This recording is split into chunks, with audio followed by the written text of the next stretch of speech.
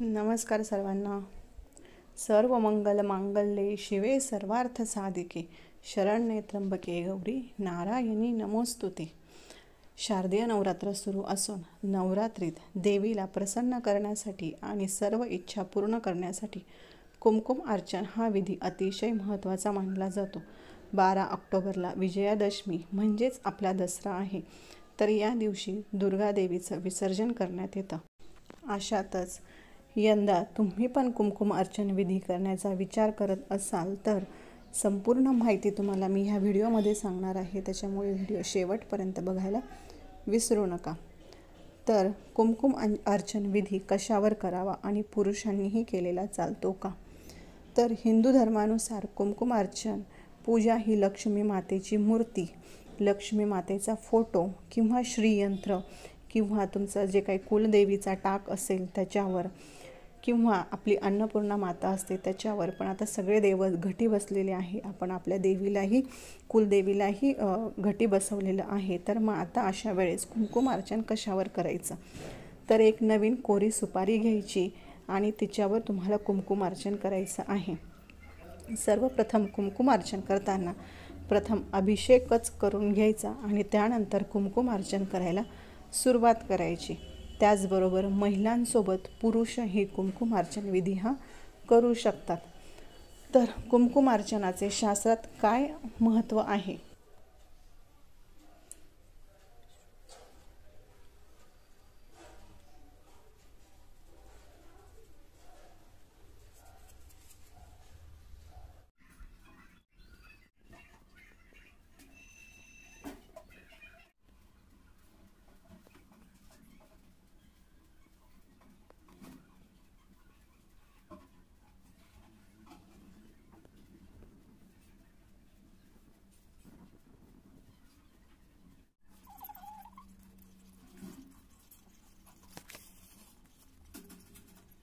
ह्या अर्चन केलेल्या कुंकवाची कार्यसिद्धीसाठी सहाय्यता आपल्याला होत असते। त्यानंतर हे कुंकू पुन्हा देवपूजेत अजिबात वापरू नये। हे कुंकू रोज कपाळावर लावायचं आहे।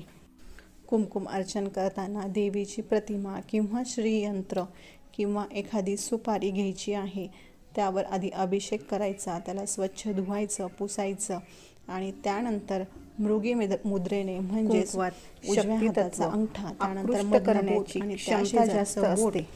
ह्या बोटांनी म्हणून देवीच्या मूर्तीवर कुमकुम अर्चन केल्यावरती जागृत होते व्हावे। जागृत मूर्तीवर शक्ती तत्व कुंकवात येतं। नंतर ते कुंकू आपण आपल्या कपाळावर लावल्याने देवीची मूर्ती शक्ती आपल्यापर्यंत पोहोचते। काही स्वरूप घेतलं असं हे त्याचं मूळ कारण आहे। तर मूळ कार्य शक्ती तत्वाची निर्मिती ही लाल रंगाच्या प्रकाशातून झाली करायची आहे।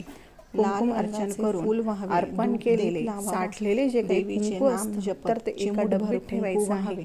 कुंकू वाहून झाल्यावर देवीची आरती करावी। दुसऱ्या दिवशी मूर्तीला पहिल्या स्थानी स्थापित करावे। वाहिलेले कुंकू एका डब्बीत भरून ठेवून दररोज ते कपाळावर लावावे। तर कुमकुम अर्चन आपण हा विधी कधी करू शकतो? तर दर महिन्याच्या अष्टमी, चतुर्दशी, पौर्णिमा ह्याला तर आपण हा विधी करूच शकतो। त्यानंतर आता नवरात्र चालू आहे, नवरात्रीत अगदी रोजही आपण कुमकुम अर्चन करू शकतो। त्यानंतर लक्ष्मीपूजनाच्या दिवशी मंगळवार, शुक्रवार, पौर्णिमा, गुरुपुष्यामृत योग या दिवशी करता येतं। तुमच्या कुलस्वामिनीचा जो वार असेल त्या दिवशीही तुम्ही कुमकुम अर्चन करू शकतात। फक्त अमावस्येला कुमकुम अर्चन करू नये। शारदीय नवरात्रात कधी करावं कुमकुम अर्चन हे तुम्हाला सांगते। तर शारदीय नवरात्रीत अश्विन शुक्ल अष्टमी तिथीला कुमकुम अर्चन विधी करण्यात येणार आहे। अष्टमी तिथी ही गुरुवारी 10 ऑक्टोबरला आहे आणि या दिवशी आपल्याला कुमकुम अर्चन करायचं आहे।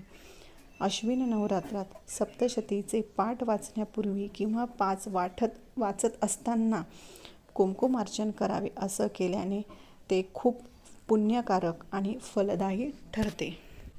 देवीचा नाम जपत एक चिमूटभर कुंकू देवीच्या पायापासून सुरू करून तिच्या डोक्यापर्यंत व्हावे किंवा देवीला कुंकवाने अभिषेक करणे म्हणजेच कुमकुम अर्चन पूजा म्हटली जाते।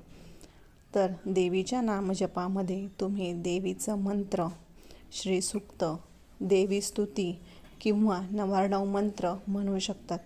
महालक्ष्मी अष्टक म्हणतसुद्धा तुम्ही कुमकुमार्चन करू शकतात।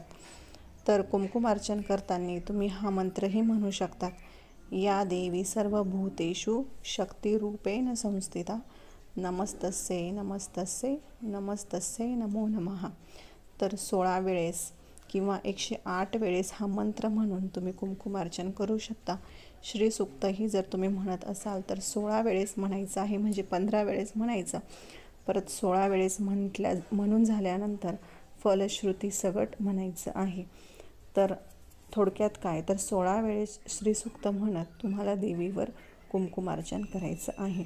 ह्याने तुम्हाला अगणित फायदे होतील, तुमच्या ज्या काही इच्छा आहे त्या पूर्ण होतील आणि भरभरून तुमच्या घरामध्ये सुख समृद्धी नांदेल।